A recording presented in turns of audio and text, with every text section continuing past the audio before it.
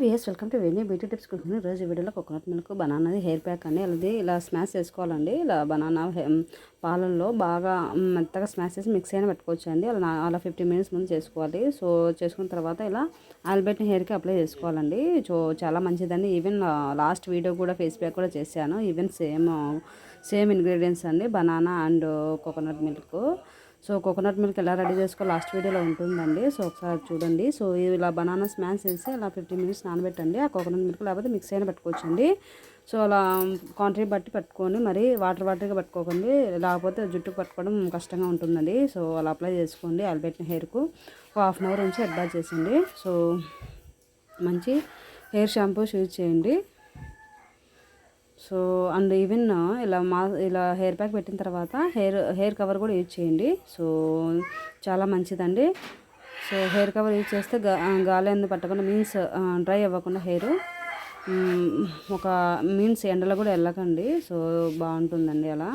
So ఒక half an hour చాలా అండి. ఇలా పెట్టుకున్న తర్వాత చాలా సిల్కీగా వస్తుందండి hair. Even hair growth, scalp కూడా నీట్ అవుతుంది. చుండ్రు సమస్య కూడా తగ్గుతుంది. సో కోకోనట్ మిల్క్ చాలా మాయిశ్చరైజర్గా కూడా వర్క్ చేస్తుందండి జుట్టుకు.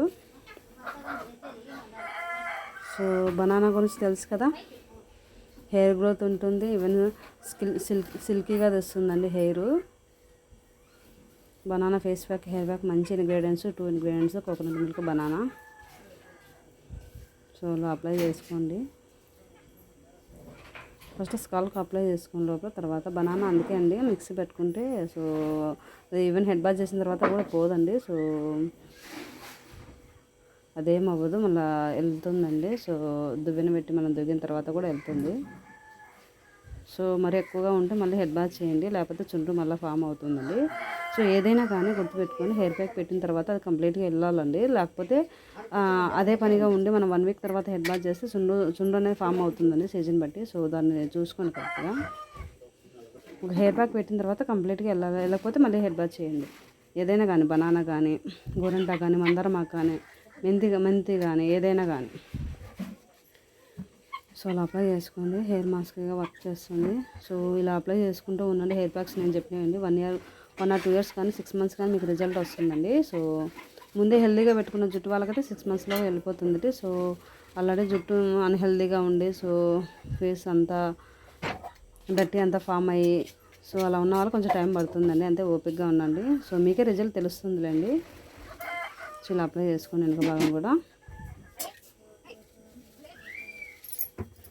అలా అంతా చేసుకోవాలండి. మొత్తం కంప్లీట్గా అప్లై చేసుకోవచ్చు ఇది మొత్తం. సో అందుకే అండి మిక్సీ పట్టేటప్పుడు కోకోనట్ మిల్క్ ఎక్కువగా కాకుండా చూసుకోండి, వాటరీగా. సో బనానా బట్టి మీరు అప్లై చేసుకొని జుట్టు బట్టి కూడా మనం ఇంగ్రీడియంట్స్ తీసుకోవాలండి.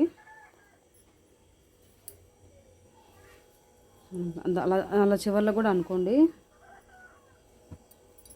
సో నాకు కొంచెం మొక్కుబడి ఉండి నేను హెయిర్ కట్ చేయలేదండి. సో మీరు హెయిర్ కట్ ఉండే వాళ్ళకైతే ఇంకా బాగా కనపడుతుంది. సో అలా చివర్లో బాగా రుద్దుకోండి అలా.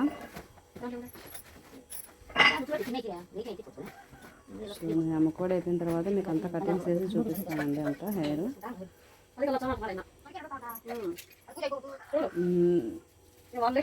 సో తెలంగాణ ఇలా ఫాలో అవ్వండి. తెలిసిన వాళ్ళు నాకు సజెషన్ ఇవ్వండి ఏదైనా. సో ఉందండి.